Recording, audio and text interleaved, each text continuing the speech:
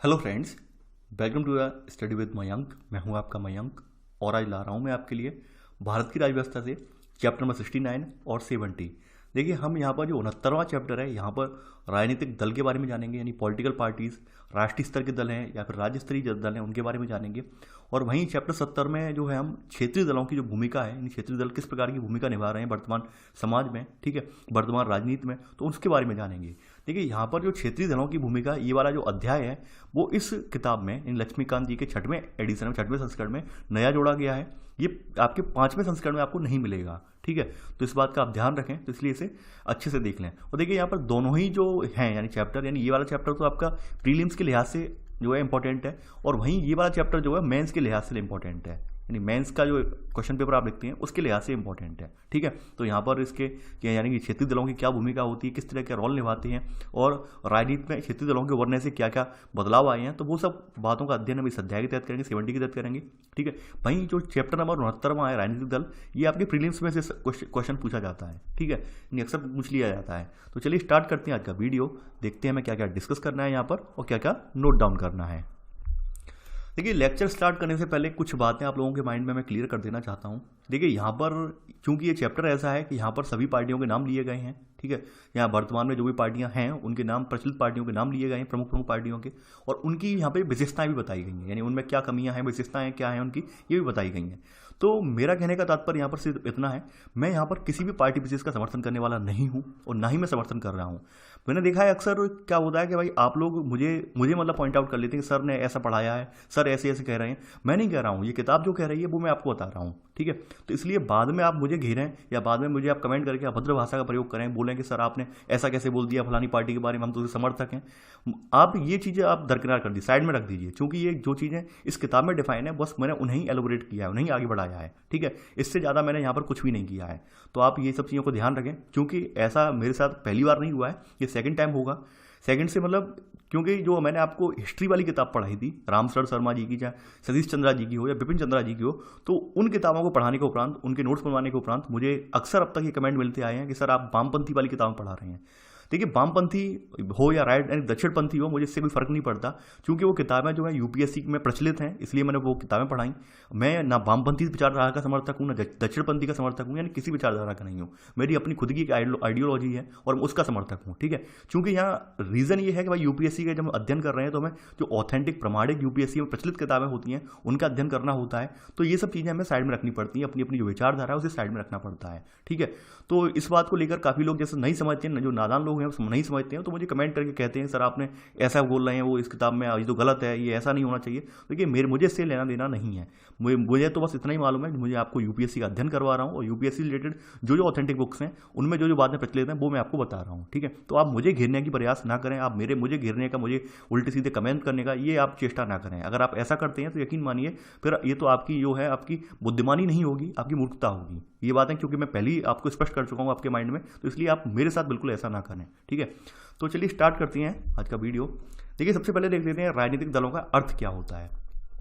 देखिए, राजनीतिक दल वह संगठन होता है या फिर वह समूह होता है, ठीक है, जो समान दृष्टिकोण रखते हैं और संविधान के जो प्रावधान है इनके अनुरूप राष्ट्र को आगे बढ़ाने के लिए राजनीतिक शक्ति प्राप्त करने की कोशिश करते हैं। देखिए, यहाँ पर परिभाषा बड़ी साफ है यहाँ पर कि उनका समान दृष्टिकोण क्या है कि हमें देश को आगे ले जाना है, हमें देश को भविष्य को आगे ले जाना है, देश को जो है यहाँ पे हमें जो है एक डेवलप कंट्री बनाना है। नहीं, सबके एक ही एजेंडा होता है, ऐसा तो एजेंडा नहीं होता है कि भाई कि देश को हमें गर्त में ले जाना है, गड्ढे में ले जाना है, ऐसा किसी का नहीं होता है। यानी सभी जो पार्टियां हैं, सभी दल हैं, अपने मैनिफेस्टो में अच्छी अच्छी बातें ही लिखते हैं, ठीक है। तो समान दृष्टिकोण रखते हैं और संविधान के जो प्रावधान है इनके अनुरूप राष्ट्र को आगे बढ़ाने के लिए ये राजनीतिक शक्ति प्राप्त करने की कोशिश करते हैं, यानी कि राष्ट्र को तभी आगे बढ़ाया जा सकता है जब सत्ता में ये आ जाए, ठीक है।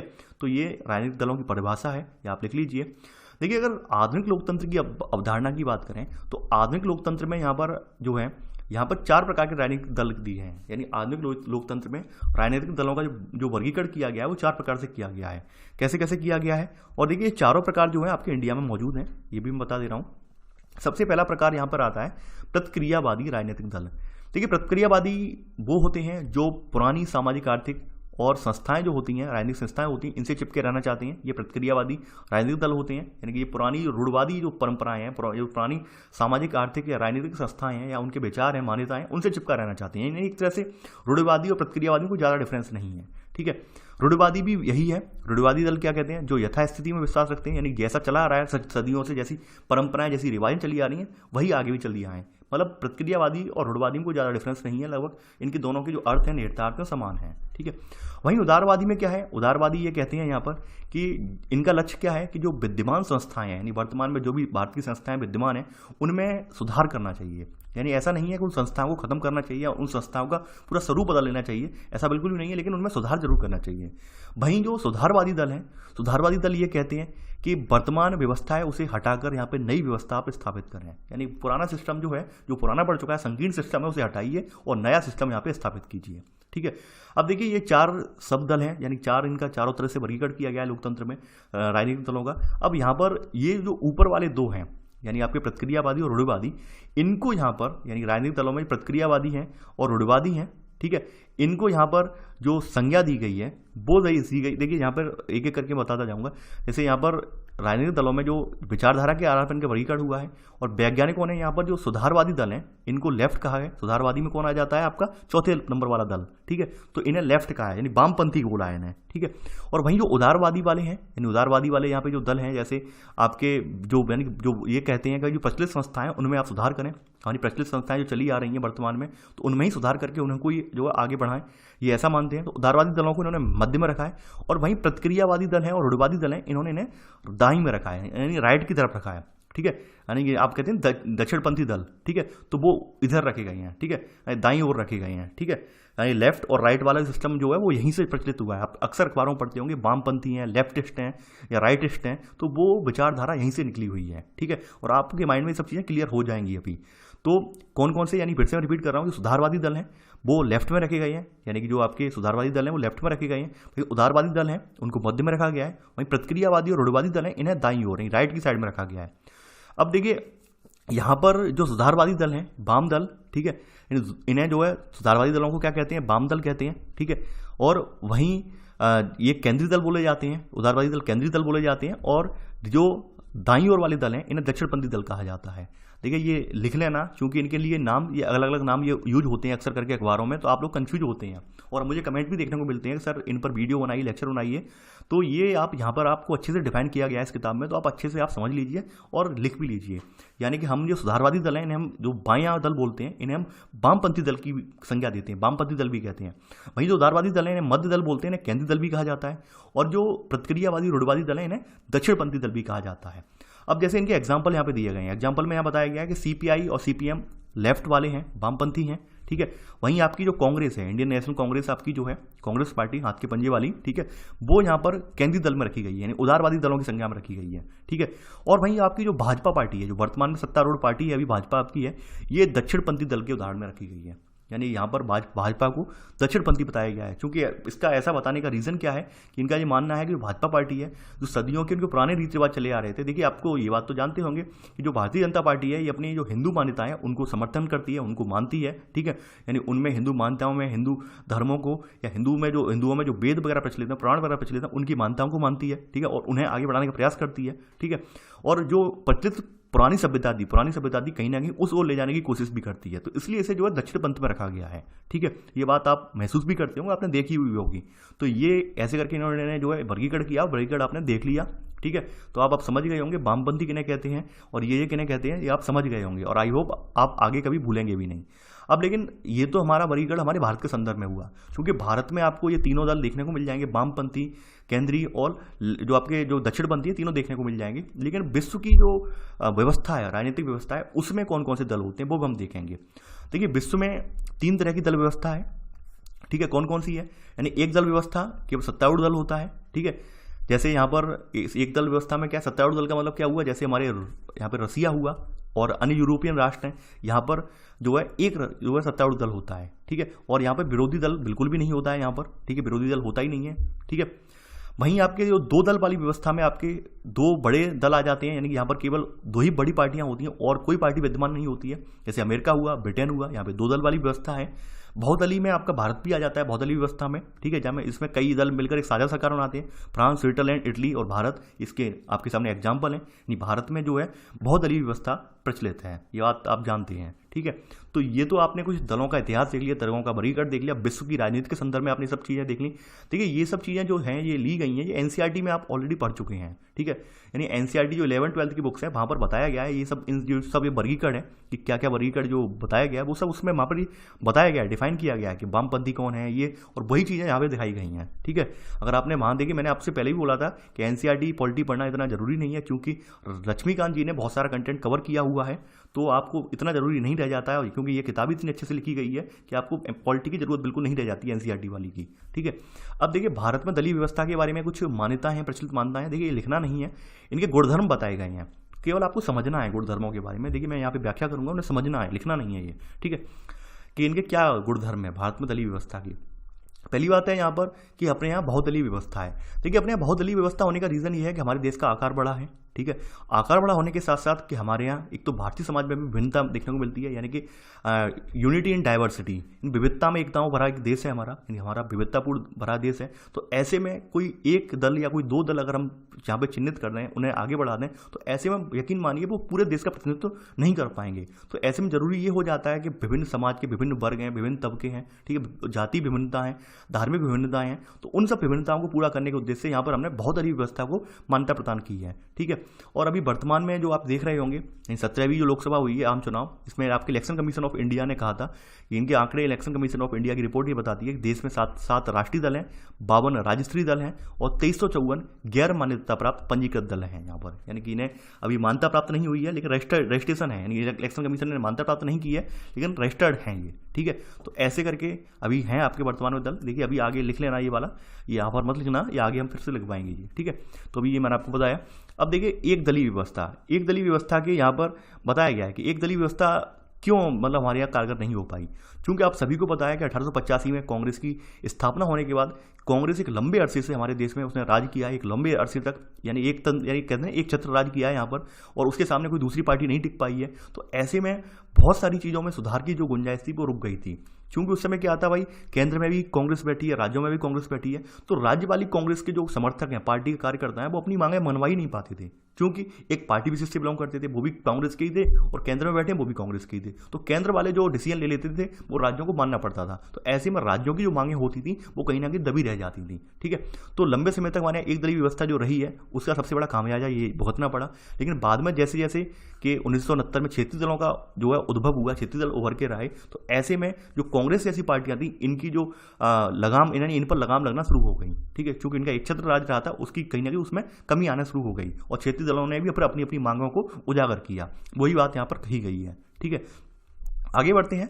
देखिए स्पष्ट विचारधारा का अभाव, सबसे बड़ी बात यह है, स्पष्ट विचारधारा का अभाव यह है कि भाई यहाँ पर अभी वर्तमान में केवल आपके 2 दलों हैं जिनके पास कोई स्पष्ट विचारधारा नहीं है, यानी भाजपा तथा 2 साम्यवादी दल, सीपीआई सीपीएम, यानी भाजपा जो है वो राइट विंग है, यानी कि दक्षिणपंथी दल है, और जो साम्यवादी दल हैं वो वामपंथी दल हैं। तो इनको छोड़कर इनके किसी दल के पास कोई स्पष्ट विचारधारा नहीं है। कहने का मतलब साफ साफ यहाँ कहा गया है कि भाई भाजपा वाले तो अपना एजेंडा दिखा रहे हैं, भाई हम हिंदुत्ववादी एजेंडा है हमारा, ठीक है, यानी हम संघ को फॉलो करते हैं, आरएसएस के नियमों को मानते हैं, आरएसएस और जो हिंदूवादी तमाम संगठन उनके नियम, उनको हम यहाँ पे वरीयता देते हैं, यानी स्पष्ट रूप में कहते हैं लोग, ठीक है। यानी ये इस बात को झुठलाते नहीं है कि हम हिंदूवादी नहीं है, स्पष्ट रूप में, यानी कहते नहीं ताल ठोक के कहना, वो स्पष्ट रूप से कहते हैं। भाई जो वामपंथी हैं, वामपंथी स्पष्ट रूप से कहते हैं कि भाई हमें नई व्यवस्था चाहिए, पुरानी जो रूढ़वादी परंपराएं चली आ रही, पुरानी जो प्रचलित मान्यताएं चली आ रही, धार्मिक मान्यता चली आ रही, उनको साइड में रखा जाए और आधुनिक यानी आधुनिक पद्धति के अकॉर्डिंग लोकतंत्र की स्थापना की जाए। तो इनके पास स्पष्ट मान्यताएं हैं। अब भाई जो बीच वाले दल हैं, जैसे कांग्रेस जैसे दल हैं, जो केंद्रीय दल बोले जाते हैं, उदारवादी दल बोले जाते हैं, इनके पास स्पष्ट मान्यता का, स्पष्ट जो विचारधारा है इसका अभाव है। क्योंकि स्पष्ट विचारधारा का अभाव होने का रीजन क्या है, क्योंकि कांग्रेस में क्या है, कांग्रेस में उदारवादी है, तो उदारवादी का मतलब क्या होगा कि भाई इसमें थोड़े गर्म दल के नेता भी आएंगे और कुछ नरम दल वाले भी आएंगे, यानी कुछ ऐसे लोग भी आएंगे जो बहुत ही अपना गर्म मिजाज रखते होंगे, कुछ ठंडा मिजाज भी रखते होंगे, फिर मिलजुल के काम करना पड़ता है उन्हें। तो ऐसे में सबकी बातें जो है, सबकी बातों को वरीयता दी जाती है, सबकी बातें सुनी जाती हैं, सबकी बातों को यहाँ पर महत्व दिया जाता है। तो ऐसे में इनके पास कोई स्पष्ट एजेंडा नहीं है, कि इनके पास स्पष्ट विचारधारा नहीं है कि हमें किस ओर ले जाना ही है, ठीक है। इनका तो बस यही है कि भाई गांधीवादी विचार है, हमारा धर्मनिरपेक्ष है, समाजवाद और गांधीवादी की वकालत करते हैं ये, ठीक है। यानी इनके पास ना हिंदुत्व का एजेंडा है, ना ही इनके पास जो सीपीआई सीपीएम यानी वामपंथी वाले जो हैं, यानी ये नई व्यवस्था की बात करते हैं, ना उनका कोई एजेंडा है। इनका मानना बस यही है कि देश में चला आ रहा है, बस उसमें सुधार कर लीजिए, इससे ज़्यादा कुछ मत कीजिए। क्योंकि इनके पास जो है सर्व यानी कि सभी जातियों के सभी धर्मों के लोग आकर इसमें शामिल हुए हैं, ठीक है, और सबकी अपनी अपनी विचारधारा ये सुनते हैं क्योंकि उदारवादी हैं, ठीक है। तो इनके पास ऐसी कोई विचारधारा, स्पष्ट विचारधारा का मतलब देखिए, स्पष्ट विचारधारा का मतलब यहाँ पे आप गलत परिप्रेक्ष्य मत ले जाना। कुछ लोग इस विचारधारा का मतलब ये ले जाएंगे भाई कांग्रेस पार्टी के पास देश को चलाने का कोई एजेंडा नहीं है। इसका मतलब ये नहीं है कि देश को चलाने का एजेंडा नहीं है, यहाँ पे मतलब ये निकल के आता है भाई आपकी आइडेंटिटी क्या है, ठीक है, ये मतलब निकल के आता है। देश को चलाने की बात नहीं हो रही है यहाँ पे बात सिर्फ ये चीज़ देखिए, कुछ लोगों के माइंड में ये क्लियर हुआ कि नहीं सर ये बता रहे हैं भाई ये केवल यही दो दल हैं इनके पास, भाजपा वालों के पास और वामपंथियों के पास, यही इनके पास केवल देश को चलाने की ताकत है, कांग्रेस के पास नहीं। ऐसा बिल्कुल भी नहीं है, ऐसा समझने की गलती भी मत करना। यहाँ पर कहने का मतलब ये है कि भाई अपनी जो आइडेंटिटी है, यानी भाजपा वालों ने अपनी आइडेंटिटी दी है हिंदुत्ववादी एजेंडे को लेकर, साम्यवादियों ने दी है अपनी वैज्ञानिक जो अपनी अनुसंधान परक आइडेंटिटी देकर दिया है कि भाई आज के परिप्रेक्ष्य में ऐसी व्यवस्था कायम हो जिसमें जाति व्यवस्था ना हो, इन सब चीज़ों का बोलबाला ना हो, ठीक है। ये बात कही है गलत कही है भाई। कांग्रेस वाले कहते हैं भाई मिली जुली, यानी हम धर्म को भी लेके चलेंगे, आधुनिक व्यवस्था को भी लेके चलेंगे, यानी कि हर चीज़ की हम लेके चलेंगे, सामने बना के चलेंगे। तो ये कांग्रेस की नीति है, ठीक है, यानी कांग्रेस की पर्सनल नीति है। अब इसमें आप किसी पर आरोप ये नहीं लगाएंगे कि भाई ये वाला सही है ये गलत है, ये बिल्कुल भी नहीं। इनकी पर्सनल जो आइडियोलॉजी है वो बताई गई है यहाँ पर विचारधारा के बारे में, ठीक है। आगे बढ़ते हैं यहाँ पर देखिए व्यक्तित्व का महिमा मंडन।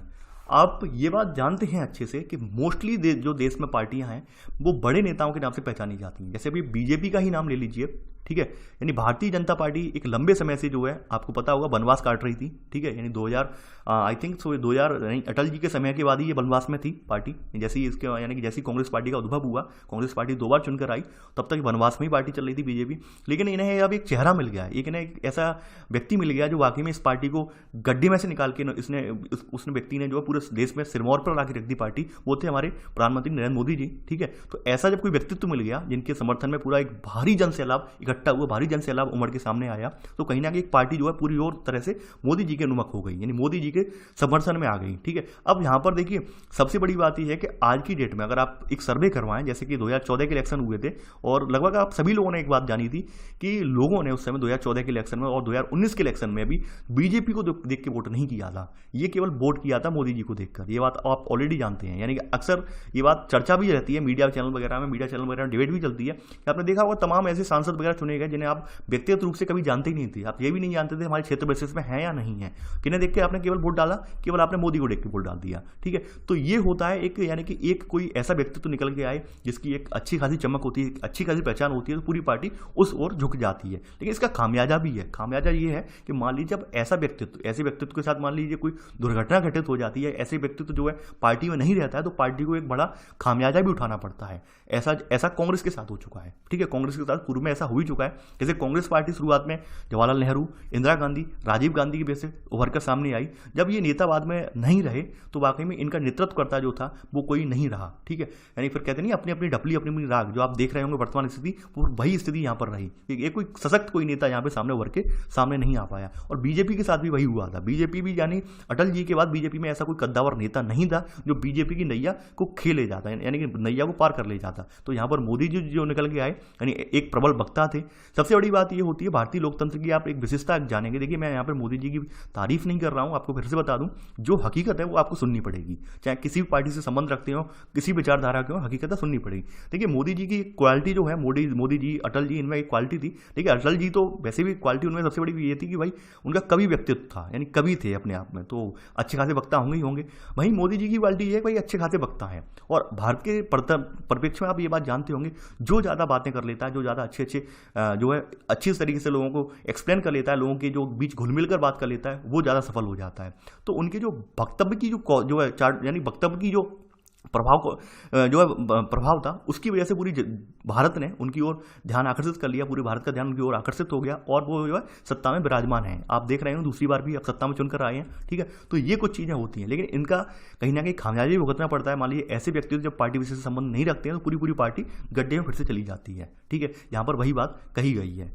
आगे बढ़ते हैं। यहाँ पर बताया गया है पारंपरिक कारकों पर आधारित, यानी कुछ हमारे पारंपरिक जो कारक चले आ रहे हैं, जैसे राजनीतिक, आर्थिक, जैसे भारत में आप जानते होंगे विभिन्न धर्मों के लोग, विभिन्न जातियों के लोग, भाषाओं के लोग, संस्कृत के लोग, ठीक है, नस्लों के लोग विद्यमान हैं। तो तमाम ऐसे दल उभर के आए हैं जो कि इनसे बिलोंग करते हैं। शिवसेना हुआ, मुस्लिम लीग हुआ, हिंदू महासभा हुआ, अकाली दल हुआ, ये कुछ एग्जाम्पल हैं, ठीक है। यानी ये कुछ एग्जाम्पल हैं जिनका जो है उद्भव इसी प्रकार से हुआ है, पारंपरिक कारकों के आधार पर। यानी हमारे यहाँ जो विविधताएं हैं जैसे जाति धर्म के आधार पर, तो उनका सपोर्ट करते हुए इन दलों का उद्भव हुआ है। ठीक है, वहीं हमारे यहाँ क्षेत्रीय दलों का उद्भव भी हुआ है। आप जानते हैं कि क्षेत्र विशेष की समस्याओं को देखते हुए, समस्याओं को ध्यान में इंगित करने के लिए क्षेत्रीय दलों का भी प्रादुर्भाव हुआ।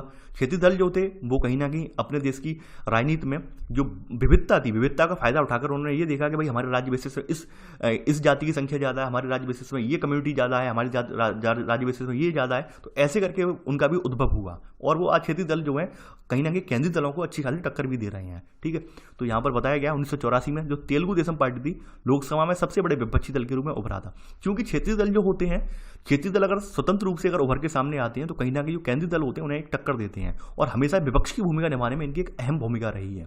क्योंकि अभी तो आप ये नहीं कह सकते हैं, अभी तो वर्तमान में आप देख रहे होंगे कि कांग्रेस के टाइम पे भी और भारतीय जनता पार्टी के टाइम पे भी, यानी देश में लगभग पूरे देश में, केंद्र में तो है ही है सरकार बीजेपी की, अभी वर्तमान में राज्यों में भी मोस्टली राज्यों में भी बीजेपी की सरकार है, तो ऐसे में विवाद नहीं होता है। ठीक है, वहीं कांग्रेस के टाइम पे भी यही हुआ था कि भाई केंद्र में भी सरकार होती थी, राज्यों में भी टोटली सभी राज्यों में लगभग सरकार होती थी उनकी, तो ऐसा ज़्यादा डिस्प्यूट नहीं होते थे।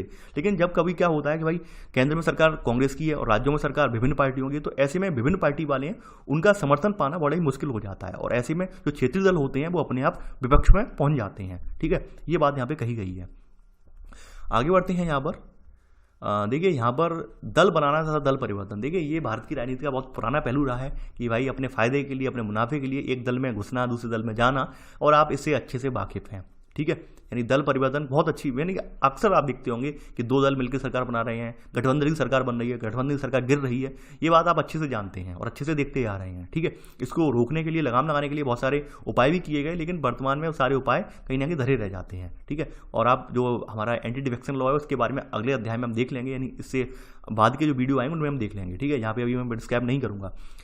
इसके अलावा प्रभावशाली विपक्ष का अभाव है। सबसे बड़ी बात यह है कि जब कोई दल यानी कि सत्तारूढ़ पार्टी जो है स्पष्ट बहुमत के सत्ता में आता है, तो ऐसे में विपक्ष का अभाव हो जाता है। और विपक्ष का अभाव होने की सबसे बड़ी खामी क्या होती है? देखिए एक बात मैं आपको बता दूं, ये अपने अभी नहीं, अभी आप वैसे भी नोटिस कर लेना।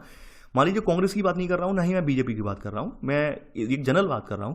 कोई भी पार्टी हो, अगर वो स्पष्ट बहुमत में सरकार में आती है तो यकीन मानिए कुछ दिनों बाद वो अपनी तानाशाही लगाने लगती है, तानाशाही करने लगती है, क्योंकि उसे सीमित करने वाले कोई लोग हैं ही नहीं, उससे प्रश्न करने वाले लोग हैं ही नहीं। तो ऐसे में वो दम्भी हो जाती है, यानी अपना दम्भ दिखाती है, बार बार निरंकुशता दिखाती है कि नहीं हम जो करेंगे वही सही होगा, बाद बाकी कोई कहेंगे वो गलत होगा। तो इसलिए भारतीय लोकतंत्र की ये भूमिका ये रही है, भारतीय लोकतंत्र ने कितना भी दम्भी आ जाए उसे एक ना एक दिन धरातल पे लाके पटक दिया है। ठीक है, मैं किसी व्यक्ति का नाम नहीं ले रहा हूँ, हकीकत यही है। यानी कितने भी दम्भी आए हों, कितने भी किसी ने भी दम्भ भरा हो कि नहीं हमारी सरकार रहेगी, हमारे आगे किसी की नहीं चलेगी, ये वो, लेकिन 5 साल के बाद आप जानते हैं सत्ता परिवर्तन होता रहता है हमारे यहाँ। ठीक है, तो कहीं ना कहीं जब हमारे यहाँ स्पष्ट बहुमत से सरकारें बनती हैं, जो यानी कि हमारे यहाँ प्रबल पक्ष वाली सरकारें जो बनती हैं, तो ऐसे में विपक्ष का अभाव हो जाता है। और जो प्रबल पक्ष वाली सरकारें होती हैं, सत्तारूढ़ पार्टियां होती हैं, वो कहीं ना कहीं निरंकुशता के साथ शासन चलाने की पूरी कोशिश करती हैं। ठीक है, और वहीं विपक्ष की सरकार नहीं होती है, तो ऐसे में उनकी जो निरंकुशता की प्रवृत्ति है, इस पर जो है रोक भी नहीं लगा पाता है, नहीं रोक भी नहीं लग पाती है। ठीक है, और वो अपनी मनमर्जी से जो पक्ष वाली पार्टी है अपनी मनमर्जी से शासन चलाने की पूरी कोशिश करते हैं। जैसे आपने देखा होगा, अभी वर्तमान परिप्रेक्ष्य में देखते भी आए होंगे। ठीक है, यानी कि जब विपक्ष ही नहीं है तो पक्ष वाले जो चाहेंगे वो होगा, कि हमने ये कह दिया तो ये होगा, वो कह दिया वो हो गया। यानी एक कंडीशन ये आ जाती है कि फिर वो भी सोचना समझना बंद कर देते हैं, अपनी निरंकुशता के साथ वो है शासन करना चाहते हैं। ठीक है, तो ये बात यहाँ पे कही गई है। आगे बढ़ते हैं। देखिए ये सब पॉइंट जो थे समझने वाले पॉइंट थे, आपने समझ लिए अच्छे से। अब यहाँ पर नोट करने वाले ये पॉइंट हैं। देखिए यहाँ भी बताया गया है कि राष्ट्रीय और राज्य स्तरीय दलों को मान्यता कैसे मिलती है। ठीक है, देखिए आपका जो निर्वाचन आयोग है, इलेक्शन कमीशन ऑफ इंडिया है, ठीक है, तो निर्वाचन के प्रयोजनों हेतु राजनीतिक दलों को उनको पंजीकृत करता है। उनकी चुनाव निष्पादनता के आधार पर उन्हें राष्ट्रीय राज्य स्तरीय दलों का जो है मान्यता प्रदान करता है। सबसे बड़ी बात यह है कि हमारे यहाँ जो चुनावों को पंजीकरण की जो हमारे यहाँ दल हैं उनको पंजीकृत करने का कार्य किसका है?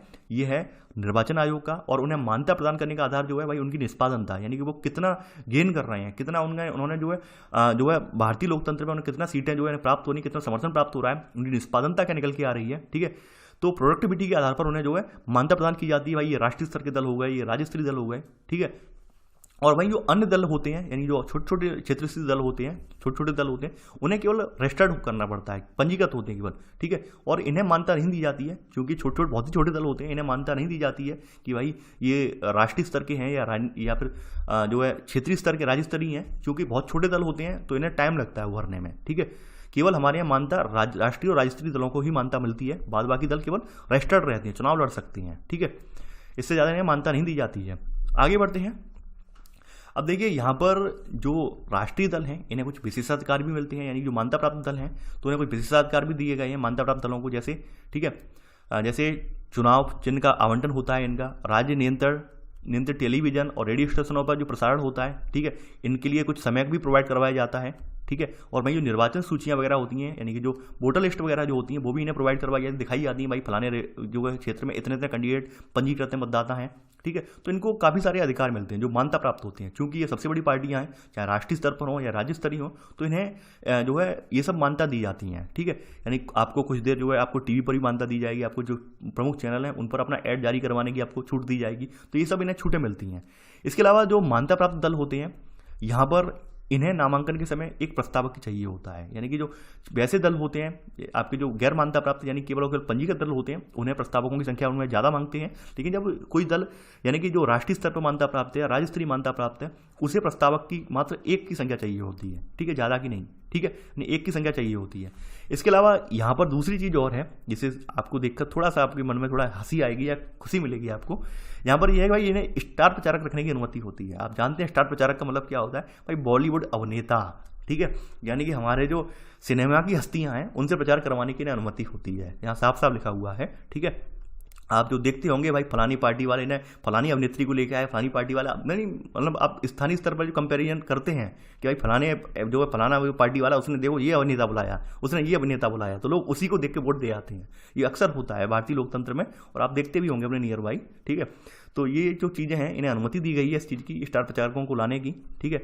तो यहाँ पर आप नोट कर लेना सब पॉइंट में सेकंड का, कि इन दलों को चुनाव के समय 40 स्टार प्रचारक रखने की अनुमति है, ठीक है, ठीक है। यानी कितने, यानी कि जो मान्यता प्राप्त है उन्हें 40 स्टार प्रचारक, और वहीं जो पंजीकृत दल हैं उन्हें 20 स्टार प्रचारक रखने की अनुमति है। यानी पंजीकृत के रजिस्टर्ड वाले दल हैं तो उन्हें 20। तो आप यकीन मानिए रजिस्टर्ड दलों के पास कहाँ इतना पावर होता है, कहाँ इतना पैसा रखा है जो 20 भी मेंटेन कर पाए। तो ये तो मान्यता प्राप्त दल हैं जिनके पास जो है अच्छा खासा पैसा होता है, अच्छा खासा पावर होता है, तो भाई तो उनके लिए जो है बड़े बड़े अभिनेता भी उतर के आ जाते हैं। अब जो छोटे मोटे दल हैं उनके लिए कहाँ से उतर के आ जाएंगे, बेशक उन्हें 20 की मान्यता दे दी गई हो, ठीक है। तो ये लिख लेना सेकंड द पॉइंट, इन दलों को यानी कि मान्यता प्राप्त दलों को चुनाव के समय 40 स्टार प्रचारक, और वहीं जो पंजीकृत या मान्यता रहित दल है इन्हें 20 स्टार प्रचारक रखने की अनुमति है, ऐसे करके लिख लेना आप, ठीक है। अब देखिए यहाँ पर सबसे इंपॉर्टेंट बात ये है जो आप पढ़ के थोड़ा सा आपको ये भी लगेगा कि वाकई में ये हमारे यहाँ विडंबना है। विडंबना ये है कि आप देखते होंगे जो इलेक्शन कमीशन ऑफ इंडिया है, चुनावों के दौरान जो खर्चा है, खर्चे पर अंकुश लगाता है, खर्चे पर लगाम लगाने की कोशिश करता है, वो इसलिए लगाने की कोशिश करता है कि कहीं ना कहीं ऐसा ना हो कि भाई ये जो खरीद फरोख्त हो, यानी कि जो आपके जो बड़े बड़े पार्टी के नेता हैं ऐसा ना हो वोटरों को लोग लगवाएं, उन्हें खरीदें, या पार्टी विशेष के नेताओं को खरीदने की कोशिश की जाए। लेकिन खैर ये सब चीज़ों को अंकुश लाने की इलेक्शन कमीशन ऑफ इंडिया कोशिश जरूर करता है, लेकिन ये सब चीज़ें भारतीय लोकतंत्र में प्रचलित भी हैं। आप देखते भी होंगे हर चुनाव में ये होता है, खरीद फरोख्त, पैसे बंटना, शराब बंटना, ये आम बात है, ठीक है, आप देखते आए होंगे और अक्सर होता है, चाहे कोई भी इलेक्शन हो, ग्राम प्रधान से लेकर जो ऊपर स्तर तक कोई भी इलेक्शन हो, ठीक है, आपके यहाँ संसद तक का, यानी हम लोग इन्हीं में पार्टिसिपेट करते हैं और यही हमारे लिए मेन होते हैं। तो इनमें सब में आप देखते होंगे ये सब चीज़ें एक आम बात बन चुकी हैं, ठीक है। लेकिन यहाँ पर सबसे बड़ी बात ये कही गई है कि जो स्टार प्रचारक रखने की अनुमति है, स्टार प्रचारक वाला जो खर्चा होगा वो खर्चा इनके पार्टी के खर्चे से अलग रखा जाएगा, ठीक है। यहाँ पर लिखा गया है कि इन दलों के उम्मीदवारों के लिए प्रचार करने वाले स्टार प्रचारक की यात्रा का खर्च उम्मीदवारों के चुनाव खर्च में शामिल नहीं किया जाएगा। यानी कहने का मतलब ये है कि इस माध्यम से ये लोग खर्चा बचा लेते हैं, इस माध्यम से अपना जो ये सब देखिए ये सब चीज़ें जो है ना, ये कहीं ना कहीं इन्हीं लोगों ने ये सब डलवाई हैं ये चीज़ें।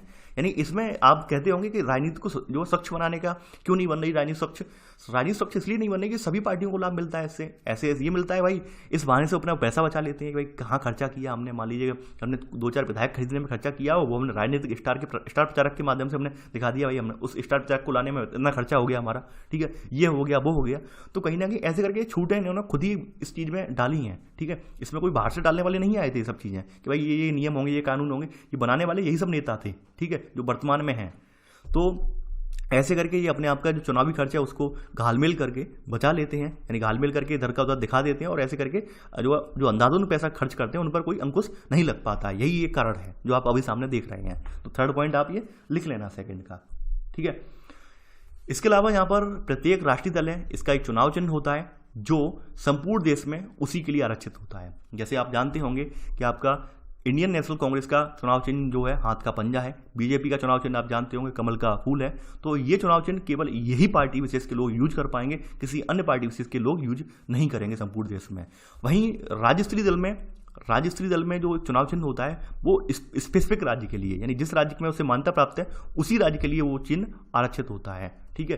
यानी कि राज्य स्तरीय दलों में जैसे आपने देखा होगा यूपी में राज्य स्तरीय दल हैं, ठीक है, तो उन्हें जो राजनीतिक उनका चिन्ह होगा वो केवल और केवल उसी राज्य के लिए उन्हें उस चिन्ह पर जो है लड़ने की मान्यता होगी, ठीक है। वो उस चिन्ह का प्रयोग उसी राज्य के लिए यूज कर सकते हैं, किसी अन्य राज्य के लिए नहीं। ये या फिर ये हो सकता है भाई चुनाव आयोग जो है इस चीज़ की अनुमति दे दे कि भाई आप अपना जो चिन्ह है वो किसी अन्य राज्य में भी यूज कर सकते हैं, तो अलग बात है, ठीक है। वैसे जो राज्य स्तरीय मान्यता प्राप्त दल होते हैं उन्हें उनका जो चिन्ह होता है संबंधित राज्य जिस राज्य से बिलोंग करते हैं उसी राज्य में उसके लिए मान्यता होती है, ठीक है। ये बात यहाँ पे कही गई है, थर्ड का सब पॉइंट।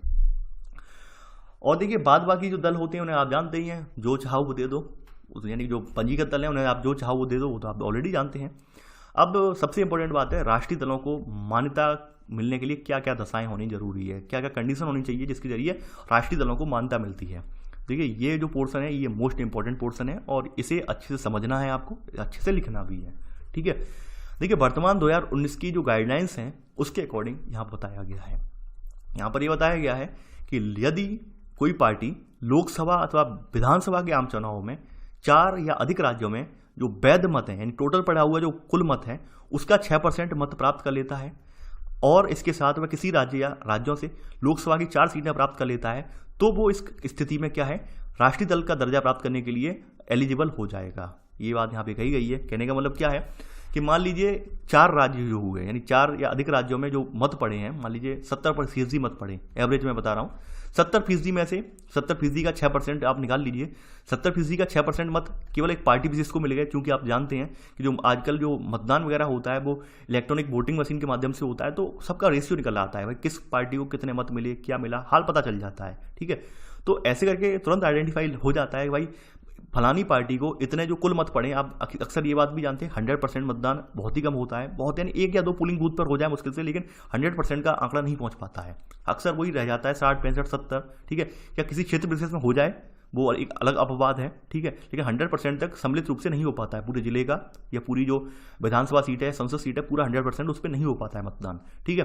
तो यहाँ पर वही कहा गया है कि ऐसे करके उन्हें जो कुल वैध मत पड़े हैं, टोटल जो मत पड़े हैं उनमें से 6% उन्होंने वोट प्राप्त कर लिए हों और जहाँ से वो लड़े हैं चुनाव वहाँ से उनकी लोकसभा 4 सीटें निकल आई हों, तो ऐसी स्थिति में वो जो है राष्ट्रीय दल का उन्हें दर्जा प्रदान कर दिया जाएगा।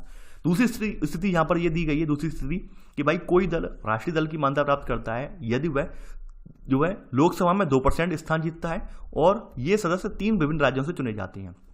2% का मतलब क्या होता है कि लोकसभा में आपको मालूम होगा 550 + 2 सीटें तो आंग्ल भारतीयों के लिए हैं, 550 तो हमारी है ही हैं, ठीक है, यानी 2 सीटें तो रिजर्व हैं, 2 सीटों की तो बात ही नहीं करते, 550, ठीक है। अब देखिए 550 का 2% निकालेंगे तो 11 सीटें, यानी 11 सीटें हो गई, ठीक है। 550 का 2% आप निकाल लेना, मैथ के स्टूडेंट होंगे तो निकाल लेना आप, तो 550 का 2% का मतलब हो गया 11 सीटें, यानी कि 550 सीटों में से अगर आपकी 11 सीटें किसी राजनीतिक दल की आ जाती हैं और वो भी 3 स्टेट से उसकी 11 सीटें निकल आती हैं लोकसभा की, ठीक है, तो ऐसी स्थिति में उसे जो है राष्ट्रीय दल का दर्जा प्रदान कर दिया जाएगा, ठीक है। मानते हैं मान लीजिए कोई पार्टी है, यानी पार्टी ए, एक एग्जाम्पल ले लिया, राजस्थान, ठीक है, राजस्थान से लड़ी, यूपी से लड़ी और यहाँ पर हरियाणा से चुनाव लड़ी, ठीक है। तो हरियाणा इन तीनों जगहों से मिलाकर यानी राजस्थान, यूपी और हरियाणा इन तीनों जगहों को मिलाकर उसकी जो 11 सीटें निकल आई, तो ऐसी स्थिति में पार्टी ए को राष्ट्रीय दल का दर्जा प्रदान कर दिया जाएगा। तीसरी कंडीशन क्या है? तीसरी कंडीशन इसके लिए राष्ट्रीय दल के लिए यह है कि यदि कोई दल कम से कम 4 राज्यों में राज्य स्तरीय दल के रूप में मान्यता प्राप्त हो। ये बहुत बड़ी बात है और ये अक्सर ये भी पूछा जाता है, यानी ये तीनों कंडीशन अक्सर पूछ ली जाती हैं, ठीक है। यानी ये 3 कंडीशनों में जो है राष्ट्रीय दल की मान्यता मिलेगी। कहने का मतलब ये है कि मान लीजिए ऐसा कोई पार्टी हो जो 4 अलग अलग राज्यों में, यानी 4 राज्य ऐसे अलग अलग राज्य हैं जिनमें उनसे राज्य स्तरीय दल की मान्यता प्रदान की गई हो, यानी चारों राज्यों में उसे उसका एक ही चुनाव चिन्ह हो और उसे चारों राज्यों में मान्यता प्रदान करेगी हो कि भाई राज्य स्तरीय मान्यता प्राप्त दल है वो। तो ऐसी स्थिति में वो जो है क्या हो जाएगा, राष्ट्रीय दल का उसे दर्जा मिल जाएगा, यानी नेशनल पार्टी का दर्जा उसे मिल जाएगा। ठीक है, ये 3 कंडीशन है और तीनों कंडीशन आपको अच्छे से लिख लेनी है और अच्छे से याद भी करनी है, क्योंकि अक्सर यूपीएससी एग्जाम में ये प्रश्न पूछा जाता है। ठीक है, यानी कि राष्ट्रीय दल के लिए क्या क्या एलिजिबिलिटी चाहिए, क्या क्या योग्य, यानी क्या क्या अर्हताएं चाहिए, और राज्य स्तरीय के लिए क्या क्या चाहिए, अक्सर पूछा जाता है। ठीक है, तो ये अच्छे से लिख लेना और आप समझ गए होंगे। चलिए आगे बढ़ते हैं। अब राज्य स्तरीय दल हैं, इनके लिए मान्यता की क्या क्या दशाएं हैं वो देख लेते हैं कि भाई राज्य स्तरीय दलों को कैसे कैसे मान्यता मिलेगी, कैसे कैसे ये एलिजिबल होंगे। ठीक है, यहाँ पे लिखा गया है, ये भी देखिए 2019 के अकॉर्डिंग ही है, 2019 की जो गाइडलाइन है इसके अकॉर्डिंग यहाँ पे बताया गया है ये कि यदि उस दल की ने राज्य की विधानसभा के जो आम चुनाव हुए हैं उसमें राज्य के कुल जो वैध मत पड़े हैं उनका 6% प्राप्त कर लिया हो और उसने संबंधित राज्य में 2 सीटें भी निकालनी हो, 2 विधानसभा की सीटें भी निकालनी हो, तब उसे जो है राज्य स्तरीय दल का दर्जा प्रदान कर दिया जाएगा। कहने का मतलब यह है कि मान लीजिए पूरे राज्य में 60% मतदान हुआ, तो 60% में से 6% यानी 6% वोट इस पार्टी विशेष को पड़ गए हों, उसके सब कार्यकर्ताओं को मिलाकर 6% वोट इस पार्टी विशेष को पड़ गए हों, इसके अलावा उसके 2 विधायकों की सीटें भी उसने प्राप्त कर ली हो, तो उसे राज्य स्तरीय दल की मान्यता प्रदान कर दी जाती है। ठीक है, आगे बढ़ते हैं। देखिए 6% वोट में किसी एक जिले का काउंटिंग नहीं होता, पूरे राज्य में मान लीजिए जितने जिले हैं, जितने जिलों में जो सम्मिलित रूप से वोट पड़े हैं 60%, ठीक है, और उनमें से उन्होंने जिलों में जहां पर इन्होंने अपने कैंडिडेट खड़े किए, जितने जिलों में खड़े किए, तो उन सबका निकाला जाता है, ये आप ध्यान रखना। ठीक है, दूसरी कंडीशन यहां पर ही है कि वह राज्य की लोकसभा में लिए हुए आम चुनाव में उस राज्य के कुल मतों का 6% प्राप्त करता है, यानी कि जो राज्य की लोकसभा का जो आम चुनाव हुआ है, ठीक है, यानी राज्य में लोकसभा की जो सीटें हैं उन सीटों पर उसने अगर 6% मत प्राप्त कर लिया, इसके अलावा पूरे राज्य में से उसने 1 सीट भी जीत ली लोकसभा की, तो उसे राज्य स्तरीय दल का दर्जा प्रदान कर दिया जाता है। साफ साफ आप ये समझ लीजिए कि यानी आप ये जानते होंगे कि जैसे एक एग्जांपल लेते हैं यूपी का, यूपी में 80 लोकसभा सीटें हैं। ठीक है, तो 80 लोकसभा सीटों के लिए अगर यूपी में मतदान हुआ, ठीक है, अब उस मतदान के दौरान मान लीजिए एक पार्टी ने 6% वोट भी प्राप्त कर लिए। ठीक है, यहाँ जीतने से मतलब नहीं है, यहाँ पर जीतने से मतलब नहीं है कि भाई हम विजयी घोषित हुए हों। ठीक है, सभी सीटों पर ये मतलब नहीं है, यानी हमने जो हमारे फेवर में मत पड़े हैं, हमारे फेवर में जो मत पड़े हैं, जो लोगों ने बिल्कुल डाले हैं मत और बाद में उनका जो एग्रीगेट निकाला गया है, ठीक है, उनका जो हमने बाद में एक रेशियो निकाला है, तो उस रेशियो को दिखाया जाता है यहाँ पर। ठीक है, और यानी कि हमने 6% वोट प्राप्त कर लिए हों और इसके अलावा हमने वहाँ पर 1 सीट अपनी लोकसभा की प्राप्त कर ली हो, तो ऐसे में हमें जो है राज्य स्तरीय दल का दर्जा मिल जाएगा यहाँ पर। ठीक है, ये बात यहाँ पर लिखी गई है। इसके अलावा यहाँ पर एक बात और कही गई है, यदि उस दल ने राज्य की विधानसभा के कुल स्थानों का 3% या 3 से सीटों से ज़्यादा प्राप्त किए हों, तब वो जो है राज्य स्तरीय दल का दर्जा प्राप्त कर लेता है। मान लीजिए फॉर एग्जाम्पल देता हूँ, देखिए 3% का मतलब क्या होता है कि जैसे आप जानते हैं कि अगर एक एग्जाम्पल लेते हैं यहाँ पर, ठीक है, यानी एक एग्जाम्पल का मतलब ये है कि यहाँ पर 100 सीटें हैं। ठीक है, 100 सीटें हैं आपकी यहाँ पर, इनमें इसे 3 सीटें मिल जाएं या फिर जो है 100 में से 100% मतदान में से इसका जो है 3% इसके फेवर में वोट पड़ जाए। ठीक है, तो ऐसी स्थिति में ये जो है राज्य स्तरीय दल का इसे दर्जा मिल जाएगा, यहाँ पर ये कहा गया है। यानी यस उस दल ने राज्य की विधानसभा में जो कुल स्थान है, यानी कुल स्थानों का 3% या फिर 3 सीटें निकालनी हो। ठीक है, जो भी ज़्यादा हों, या तो 3% ज़्यादा हो या 3 सीटें ज़्यादा हो, जो भी ज़्यादा हो राज्य की जनसंख्या के अकॉर्डिंग, राज्य में विधानसभा की सीटों के अकॉर्डिंग, ठीक है, तो उसके अकॉर्डिंग उसे राज्य स्तरीय दल की मान्यता प्रदान कर दी जाती है। ठीक है, इसके अलावा चौथी कंडीशन यहाँ पर ये है कि यदि प्रत्येक 25 सीटों में से उस दल ने लोकसभा की कम से कम 1 सीट जीती हो, यानी जो 25 सीटें हैं उसमें से मान लीजिए राज्य में 25 सीटें लोकसभा की हैं, या फिर लोकसभा के चुनाव में संबंधित राज्य से विभाजन से कम इतनी सीटें उसने प्राप्त कर ली हों। ठीक है, या फिर ये हो सकता है कि भाई एक राज्य से उसने जो सीटें हों, इतनी सीटें उसने राज्य स्तरीय स्तर पर प्राप्त कर ली हो, एक राज्य विशेष से राजस्थान से एक पार्टी ने इतनी सीटें प्राप्त कर ली हो केवल, ठीक है, लोकसभा की, तो ऐसी स्थिति में जो है उसे जो राज्य स्तरीय दल का दर्जा मिल जाएगा। ठीक है भाई, ये 5वीं कंडीशन जो जोड़ी गई है, ये जोड़ी गई है सन 2011 के बाद। ठीक है, इसमें लिखा गया है कि राज्य में लोकसभा के लिए जो आम चुनाव हुए हैं अथवा विधानसभा चुनाव में कुल जो वैध मत हैं, ठीक है, यानी या तो लोकसभा के आम चुनाव या फिर जो विधानसभा के जो आम चुनाव हुए इनमें 8% प्राप्त कर लेता है। मान लीजिए कोई सीट ही नहीं निकली, आपकी कोई सीट ना निकली हो, बेशक आपने 8% अगर वोट प्राप्त कर लिए हैं, तो उस अकॉर्डिंग भी आपको राज्य स्तरीय दल का दर्जा प्रदान कर दिया जाएगा। यहाँ पर ये जरूरी नहीं है इस कंडीशन में कि भाई आपको सीट निकलनी ही चाहिए आपकी। यहाँ पर देखिए, यहाँ पर कुछ लोगों के माइंड में क्लियर अब तक नहीं हो पाया हो, फिर से मैं बता देता हूँ, सीट निकलना जरूरी नहीं है। यहाँ पर जो 6% लिखा गया है उसका मतलब ये होता है कि भाई आपके फेवर में वोट पड़े हैं कि नहीं पड़े हैं। आपने देखा होगा जब चुनाव की जो वोटिंग होती है, यानी कि जब काउंटिंग होती है, तो वहाँ पे लिखा आता है भाई फलाने कार्यकर्ता इतने वोटों से विजयी हुए, ये इतने वोट हुए, ये वोट हुए, तो उसका परसेंटेज निकाला जाता है। ठीक है। यहाँ पर जो मैथ वाले अभ्यर्थी हैं वो अच्छे से समझ गए होंगे, थोड़ा आर्ट वाले जो अभ्यर्थी होते हैं वो मुझे दिक्कत देते हैं, ठीक है, क्योंकि मैथ वालों को समझ में आ जाता है भाई प्रतिशत है इनका कैसे निकाला गया क्या है, साइंस वाले समझ गए होंगे, थोड़ा आर्ट वाले जो हैं वो दिक्कत देते हैं। तो आर्ट वाले भी अगर जो अच्छे से समझेंगे तो उन्हें दिक्कत नहीं होगी, ठीक है। और आर्ट वालों को अगर अभी भी समझ में ना आया हो तो अपने नियर बाई, मैं आपको फिर से हिंट दे रहा हूँ, अपने नियर बाई पे मैथमेटिकल का स्टूडेंट हो वो समझा देगा आपको, अच्छे से समझा देगा, पेपर पे आपके पेपर वर्क करके आपको बता देगा, ठीक है। अब चलिए यहाँ पर आप लिख लेते हैं कि हमारी जो 17वीं लोकसभा के आम चुनाव हुए हैं इसमें हमारे देश में 7 राष्ट्रीय दल हैं और 52 राज्य स्तरीय दल हैं और वहीं 2354 जो है ये गैर मान्यता प्राप्त केवल पंजीकृत दल हैं। ये आप लिख लेना नोट करके, ठीक है। और इसके साथ आपकी जो नेशनल पार्टीज हैं उनकी लिस्ट भी आपको लिखनी होगी। राज्यस्तरीय दलों की आप संख्या ना लिखें, राज्यस्तरीय दलों को आप ना लिखें, वो एक अलग बात है। अपने अपने राज्यस्तरीय दल आपको सभी को मालूम है कि यूपी में कौन सा, राजस्थान में कौन सा दल है, ठीक है, हर राज्य विशेष का आपको मालूम है। केवल आप जो राष्ट्रीय दल हैं उनकी संख्या लिख लीजिए, उनके नाम लिख लीजिए, उनका गठन कब हुआ है वो लिख लीजिए, ठीक है। तो चलिए आगे बढ़ते हैं यहाँ पर। अब देखिए यहाँ पर कुछ चीज़ें दिखाने से पहले आप मुझे गाली ना दें कमेंट में, इसके लिए मैं आपको इलेक्शन कमीशन ऑफ इंडिया, ठीक है, इसकी सन 2019 की रिपोर्ट दिखाता हूं। और वर्तमान में वो रिपोर्ट मैंने आज ये लेक्चर पढ़ाने से पहले डाउनलोड की, क्योंकि यहाँ पर आपकी जो लक्ष्मीकांत वाले हैं इन्होंने इस किताब में 6वें एडिशन में शायद सबसे ज़्यादा गलतियाँ शामिल की हैं। देखिए इसमें एक निष्कर्ष भी मैंने निकल के आया कि आपका जो 6वां एडिशन लिखा गया है लक्ष्मीकांत का, ये हकीकत में इन्होंने ये किया है भाई, इन्होंने आम तरीके से, आप लोग गूगल नहीं करते हैं, आपने गूगल किया कि हाँ गूगल ने ये बता दिया कि जो आपका विकिपीडिया है उसने ये बता दिया भाई ये संख्या है, आपने मान ली सही, हाँ ये सही है और आपने आगे बढ़ गए। ऐसा होता है, अक्सर होता है, अभ्यर्थी यही करते हैं, उन्होंने गूगल किया, विकिपीडिया ने बता दिया कि ये संख्या सही है, आगे बढ़ गए। आपको ना रिपोर्ट से मतलब है, ना फलानी संस्था ने कोई अपना पर्टिकुलर डॉक्यूमेंट जारी किया, उससे कोई मतलब नहीं होता है कि विकिपीडिया ने बता दिया हो वही सही आप ऑथेंटिक मान लेते हैं।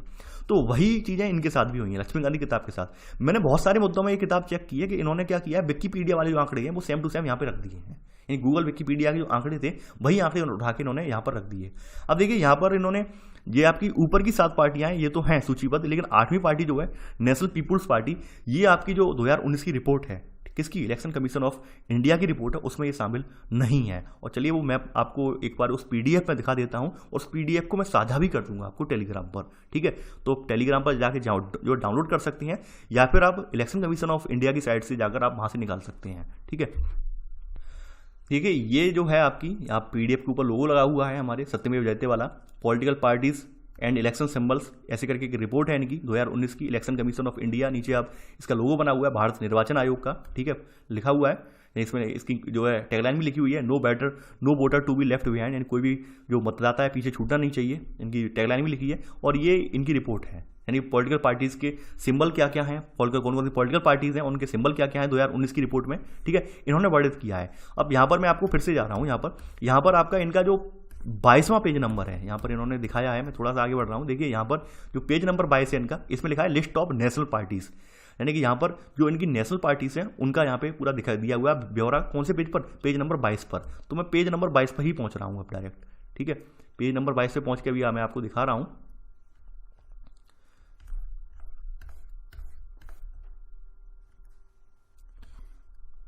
देखिए ये रही पार्टीज, ये पेज नंबर 22 आ गया इनका, यानी कि ऑल इंडिया तृणमूल कांग्रेस, ठीक है, इसके अलावा Bahujan Samajwadi party, Bharatiya Janata party, communist party of India, ये मार्क्सवादी पार्टी है, ठीक है, इंडियन नेशनल कांग्रेस और नेशनल कांग्रेस पार्टी, ये 7 पार्टियां यहाँ पे सूचीबद्ध हैं, ठीक है। इसके बाद स्टेट पार्टीज की लिस्ट आ जाती है, यानी कि इलेक्शन कमीशन ऑफ इंडिया की रिपोर्ट में 7 पार्टीज हैं, जबकि आपकी लक्ष्मीकांत ने 8 पार्टीज की लिस्ट वहां पे रख दी है। इसका मतलब क्या निकल के आया है, निकल के ये आया कि लक्ष्मीकांत वाली किताब में वाकई में रियल में इन्होंने एनालिसिस नहीं किया, रियल में जो सरकारी रिपोर्ट्स वगैरह थी वो उन्होंने पढ़ी नहीं है। और ये बात मैंने 2-4 जगह लक्ष्मीकांत की किताब में इस बार नोटिस की है कि काफ़ी सारे तथ्य और आंकड़े इन्होंने गलत रख दिए हैं। और उस वजह से क्या होता है, काफ़ी सारे अभ्यर्थी मुझे दोषी ठहराते हैं, सर आपने गलत पढ़ा दिया हमें, आप जाँच नहीं करते। देखिए मैं जाँच एक लिमिट तक कर सकता हूँ, काफ़ी बार क्या होता है मुझे भी रिपोर्ट्स नहीं मिल पाती हैं, तो ऐसे में वो रिपोर्ट्स या तो करंट अफेयर्स वगैरह में आ जाती हैं या कहीं और आ जाती हैं, तब दिक्कत होती है, मुझे भी दिक्कत होती है। तो ये मैंने इसलिए यहाँ पर आपके माइंड में क्लियर कर दिया कि आप देख पा रहे होंगे यहाँ पर जो भी मैंने दिखाई थी आपको नेशनल पीपुल्स पार्टी, वो दूर दूर तक नहीं है, ठीक है। जो आपकी ऊपर की 7 पार्टियां जो वहाँ पर थी लिस्ट में लक्ष्मीकांत वाली किताब में, वही पार्टियां यहाँ पर दी हुई हैं, ठीक है। तो ये आपके सामने ऑथेंटिक रिपोर्ट है जो मैंने आपके सामने साझा की। अब चलिए आ जाते हैं अपने वहीं पर। तो यहाँ पर आप नोट डाउन कर लीजिए 1 बाय 1। यहाँ पर ये 8वीं पार्टी ये छोड़ दीजिए, क्योंकि मैंने आपको लिस्ट दिखा दी है, ठीक है, तो इसे छोड़ दीजिए। देखिए बहुजन समाज पार्टी है, इसका गठन जो हुआ है वो 1984 में हुआ है, 1984 में हुआ है। भारतीय जनता पार्टी की बात करें तो इसका गठन जो हुआ है वो 1980 में हुआ है, यानी 1980 में अस्तित्व में आई है पार्टी ये, ठीक है। भारतीय कम्युनिस्ट पार्टी जो आपकी जो है, यानी कि जिसे सीपीआई के नाम से जानते हैं, ये 1925 में अस्तित्व में आई है, 1925 में आई है, ठीक है। इसका जो निशान है हंसिया वाली है, लिख लेना, चुनाव चिन्ह क्या क्या है इनके लिख लेना आप, ठीक है। वहीं आपकी जो कम्युनिस्ट मार्क्सवादी पार्टी है, सीपीएम जो है, ये 1964 में अस्तित्व में आई है, 1964 में आई है, 1964 में आई है, ठीक है। भारतीय राष्ट्रीय कांग्रेस, हाथ का पंजा आप जानते होंगे, 1985 स्थापना आप जानते हैं किसने की थी, ए.ओ. ह्यूम ने की थी, ठीक है। राष्ट्रवादी जो कांग्रेस पार्टी है, राष्ट्रवादी आपकी नेशनल कांग्रेस पार्टी जो है, ये 1999 में अस्तित्व में आई है, 1999, ठीक है। और वहीं आपकी जो आपकी ऑल इंडिया तृणमूल कांग्रेस है, ठीक है, यानी कि AITC जो है, ये 1998 में अस्तित्व में आई है, 1998 में, 1998 में आई है, ठीक है। यहाँ पर जो पार्टी लिखी हुई है ये सन 2013 में बनी हुई पार्टी है, ठीक है। लेकिन ये गलत तरीके से इन्होंने क्या किया है, मैंने ये चीज़ें यहाँ पे जब चेक की मैंने गूगल पर, तो विकीपीडिया में ये पार्टी वहाँ पे एनरोल्ड है, विकीपीडिया की लिस्ट में पार्टी दे दी गई है। लक्ष्मीकांत वालों ने क्या किया, विकीपीडिया किया, विकीपीडिया से ये आंकड़े उठा के यहाँ पे रख दिए हैं, ठीक है। इन्होंने यानी यही आंकड़े सही मान लिए हैं, जबकि अगर आप रिपोर्ट देखेंगे तो रिपोर्ट में ये पार्टी नहीं है, ठीक है। तो आपने इनके नाम लिख लिए होंगे। अब चलिए आगे बढ़ते हैं यहाँ पर। अब देखिए ये राज्य पार्टियां हैं, इन्हें मैं धीरे धीरे करके आगे बढ़ाता जा रहा हूँ, क्योंकि राज्य पार्टियां ज़्यादा हैं, संख्या में 52 पार्टियां हैं, तो उनके नाम मैं नहीं बता सकता हूँ। आप अपने अपने हिसाब से, अपने अपने स्टेट के हिसाब से देख लेना, और अपने नियर बाई और आसपास के, आस पड़ोस के स्टेट हों जहाँ पर आप PCS का एग्जाम देने जाते हैं, ठीक है। यानी आप लोग आसपास के स्टेट जो होते हैं उन्हें PCS का एग्जाम देते हैं, तो इस हिसाब से आप देख लेना अपना, ठीक है। तो ये स्टेट लेवल पार्टीज़ हैं लिस्ट, ठीक है, आप देख पा रहे होंगे ये यहाँ पर, ठीक है। मैं धीरे धीरे करके यहाँ पे बढ़ाता जा रहा हूँ, अब अपने वीडियो पॉज करके आप देख लेना, ठीक है। तो ये स्टेट लेवल की पार्टीज हैं, ठीक है, जो राज्य स्तरीय पर पार्टियों में इनकी मान्यता प्राप्त है। आगे बढ़ गए यहाँ पर तमिलनाडु, हाँ ये देख लीजिए आप यहाँ पर, ठीक है, यहाँ नीचे तक देख लीजिए आपने, यानी यूपी में यहाँ पर 2 राज्य स्तरीय दल हैं, राष्ट्र RLD है और समाजवादी पार्टी है। देखिए यहाँ पे लोगों के मन में BSP आएगा, BSP चूंकि पहले से ही राष्ट्रीय पार्टी है, राष्ट्रीय दल है, तो यहाँ पर वो एनरोल्ड नहीं होगा, ठीक है। ये चीज़ आप क्लियर कर लीजिए। तो आपने ये देख लिया। इसके अलावा छोटे छोटे दल ये बताए गए हैं, इनके देखिए गठन वर्ष भी बताया गया है कि कब राजनीतिक दलों का गठन हुआ है, ये बताया गया है। इसे मैं एक बार और आगे बढ़ा दे रहा हूँ, धीरे धीरे करके आप देख लेना ये, ठीक है, अपने हिसाब से आप देख लेना। अपनी जो पुरानी जो किताब है उस किताब में ये दिया हुआ है, लिस्ट पूरी दी हुई है कि कौन सी पार्टी का अस्तित्व में आई है, गठन वर्ष क्या क्या है उसका, ठीक है। तो आप देख लेना, ये इतना इंपॉर्टेंट नहीं है ये पोर्शन, ठीक है। अब आते हैं आपका अगला जो अध्याय है, यानी क्षेत्रीय दलों की भूमिका। इस अध्याय पर चर्चा करते हैं। बड़ा ही छोटा चैप्टर है, इसी वजह से मैंने इसी के साथ इसे यहाँ पर रख दिया है, ठीक है। देखिए क्षेत्रीय दलों की जो भूमिका थी, आपको पता होगा कि देश स्वतंत्र होने के बाद लगभग काफ़ी सालों तक जो है, काफ़ी अरसे तक जो है कांग्रेस का जो एक शासन था, राज्यों में भी और केंद्र में भी। 1968 के बाद जो स्थितियां थोड़ी चेंज हुई 1968 के बाद, और फिर क्षेत्रीय दलों का प्रादुर्भाव हुआ, यानी कि क्षेत्रीय दल उभर कर सामने आए। क्षेत्रीय दलों की जो उत्पत्ति थी वो मेन रूप से, यानी कि क्षेत्र विशेष की जो लोगों की यानी विशेषताएं थी, क्षेत्र विशेष की लोगों की जो डिमांड थी, जरूरतें थी, उनके आधार पर इनकी उत्पत्ति हुई। जैसे मान लीजिए किसी क्षेत्र विशेष में जनजातीय लोग ज़्यादा हैं, तो जनजातीय लोगों ने मिलकर अपना एक दल बना लिया, ठीक भाई, कि हम अपने एक फलाने जनजाति के कास्ट से बिलोंग करने वाले व्यक्ति को वोट देंगे। तो ऐसे करके क्षेत्रीय दलों को जो है दल जो है उभर कर सामने आए हैं, ठीक है। अब देखिए इन्होंने इनकी विशेषताएं यहाँ पर दी गई हैं, विशेषताओं का जिक्र मैं करता जाता हूँ 1 by 1 कि ये जो है विशेष राज्य अथवा क्षेत्र में सक्रिय रहते हैं। इनका चुनावी आधार एक ही क्षेत्र तक सीमित होता है। कहने का मतलब ये है कि क्षेत्र विशेष से बिलोंग करते हैं, तो क्षेत्र विशेष का ही इनका आधार होता है। ये उसी जगह की जो यहाँ पर जो जगह की समस्याएं हैं, उसी समस्याओं को परिलक्षित करते हैं, उन्हीं समस्याओं को आइडेंटिफाई करते हैं। इन्हें संपूर्ण देश की राजनीति से कोई लेना देना नहीं होता है कि देश में क्या चल रहा है, क्या होना चाहिए, क्या नहीं। इन्हें क्षेत्र विशेष से अपना मतलब होता है, ठीक है। इसके अलावा वही बात है, यहाँ पे क्षेत्रीय हितों की बात करते हैं और विशेष रूप से सांस्कृतिक, धार्मिक, भाषाई, जनजातीय समूह के साथ अपनी पहचान जोड़ते हैं।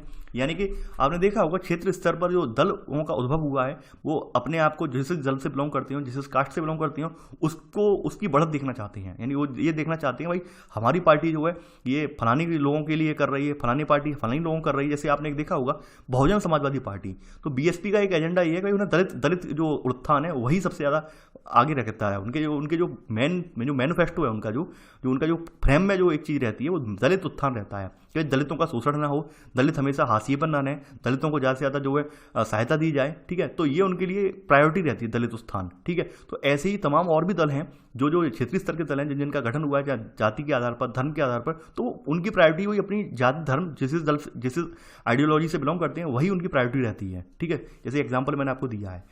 आगे बढ़ते हैं। देखिए, ये स्थानीय और क्षेत्रीय मुद्दों पर अपना स्थान जो है ध्यान केंद्रित करते हैं। ठीक है, और राज्य स्तर पर राजनीतिक सत्ता पर काबिज होने का लक्ष्य इनके सामने रखकर ये कार्य करते हैं। यानी कि सबको मालूम है कि भाई स्थानीय मुद्दों को लेकर चलते हैं, स्थानीय लोगों को जुड़ाव इनका होता है, और राज्य स्तर पर ये कोशिश करते हैं भाई राज्य स्तर पर हम चुनकर आ जाएं, राज्य स्तर की सत्ता जो है हमारे कब्जे में आ जाए। तो ये तो इनकी कुछ विशेषताएं हुई। आगे बढ़ते हैं, इनकी कुछ वर्गीकरण किया गया है। देखिए, क्षेत्रीय दलों के वर्गीकरण यहाँ पे बताए गए हैं। क्षेत्रीय दल जो है इनका आधार क्षेत्रीय संस्कृति है या फिर नृजातीय पहचान है, यानी इनकी जो जाति धर्म वंश के आधार पर पहचान जो है वो पहचान हो सकती है या फिर संस्कृति हो सकती है। ठीक है, यानी कोई मान सकते हैं आपकी जो पुरातन संस्कृति है, सनातन संस्कृति का जो है फॉलोवर है, जैसे हिंदूवादी संगठन है सनातन संस्कृति को मानते हैं। ठीक है, या फिर कुछ मुस्लिम संगठन है जो अपनी इस्लाम के कल्चर को मानते हैं। तो ऐसे करके इनका जो है उद्भव हुआ है। नृजाति समूह में वो लोग आ जाते हैं जैसे अपनी जातिगत भिन्नताओं के आधार पर, जैसे SC ST OBC समुदाय वाले अपने अपने दल बना लें, भाई ये हमारा दल हो गया, हम यहाँ पर पिछड़ा वर्ग की बात करेंगे, हम यहाँ पर फलाने वर्ग की बात करेंगे। तो ये ऐसे करके उनका उद्भव हुआ है, वर्गीकरण हुआ है। ठीक है, आगे बढ़ते हैं यहाँ पर। अब देखिए, यहाँ पर एक सबसे बड़ी बात यह है कि क्षेत्रीय दल जिनका अखिल भारतीय दृष्टिकोण तो है लेकिन राष्ट्र स्तरीय चुनावी आधार नहीं है। देखिए, इनका जो दृष्टिकोण होता है, दृष्टिकोण तो इनका यही है कि भाई हमें अपने यहाँ की जनता का विकास करना है, हमें जनता को बेहतर से बेहतर सुविधाएं मुहैया करवानी है। ठीक है, यानी जो इनकी जो वादे करते हैं, आपको तो सब जानते हैं, सब वादे ही होते हैं। ठीक है, यानी चुनाव के बाद दर्शन भी नहीं देते हैं, वो अलग बात है। ठीक है, लेकिन वादे सब करते हैं। लेकिन सबसे बड़ी बात यह है कि इनका कोई राष्ट्र स्तरीय चुनावी आधार नहीं होता है, यानी राष्ट्र स्तर की बात नहीं सोचते हैं केवल और केवल, ये अपने शॉर्ट मूवमेंट के लिए, यानी कि अपनी क्षेत्रीय स्तर के लिए जो अपने लाभ की बात सोचते हैं। क्षेत्रीय स्तर की इनकी जो मुद्दे होते हैं वही इनके फ्रेम में होते हैं, वही इनके माइंड में होते हैं, तो उन्हीं को लेकर ये चलते हैं। राष्ट्र स्तर पर उसका क्या असर पड़ेगा, राष्ट्र स्तर पर उसका क्या प्रादुर्भाव पड़ेगा या क्या उसका साइड इफेक्ट पड़ेगा, ठीक है, ये इस चीज़ को नहीं देखते हैं। ठीक है, आगे बढ़ते हैं।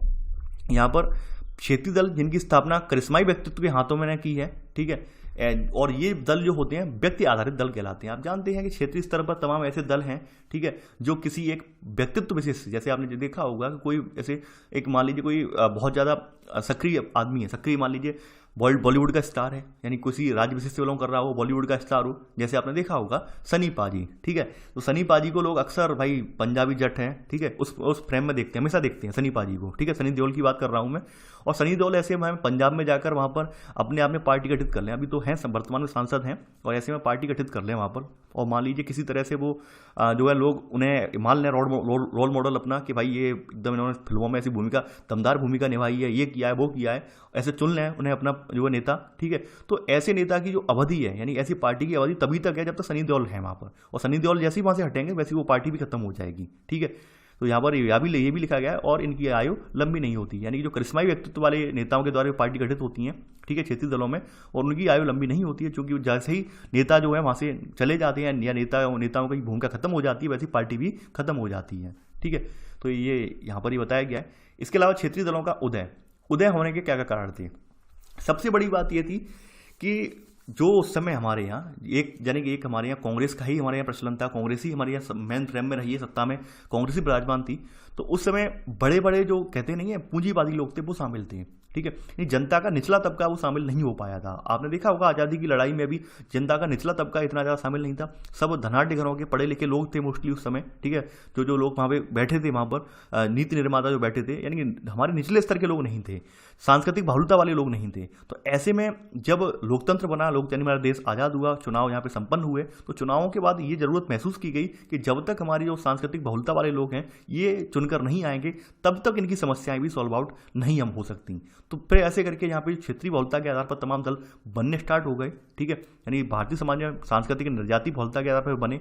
ठीक है, इसके अलावा विकास प्रक्रिया में आर्थिक असमानता और क्षेत्रीय असंतुलन था। ठीक है, यानी आर्थिक असमानता आप जानते हैं कि पहले क्या था कि जब 1947 में देश आज़ाद हुआ था, तो एक तरह से आप ये मान सकते हैं पूंजीवादी और आपके जो प्रभुत्व वर्ग था उसी का वर्चस्व था राजनीति में। यानी जो निम्न तबका जो हम बोल सकते हैं किसान वगैरह, इनका वर्चस्व ना के बराबर था। अगर आप आज़ादी के बाद भारत बिपिन चंद्रा की किताब पढ़ें, ठीक है, या बिपिन चंद्रा जी की जो किताब है आधुनिक भारत का इतिहास, उसे पढ़ें, आपको समझ में आ जाएगा। यानी वर्चस्व वहाँ पर वही था, पढ़े लिखे लोग थे, पूंजीवादी लोग थे, प्रभुत्ववादी लोग थे, ठीक है। यहाँ पर गरीब लोग नहीं थे, यानी कि ऐसे लोग नहीं थे जो बिल्कुल अपने किसान परिवार से आते, उनकी संख्या थी भी लेकिन बहुत कम, माइनर में, ठीक है।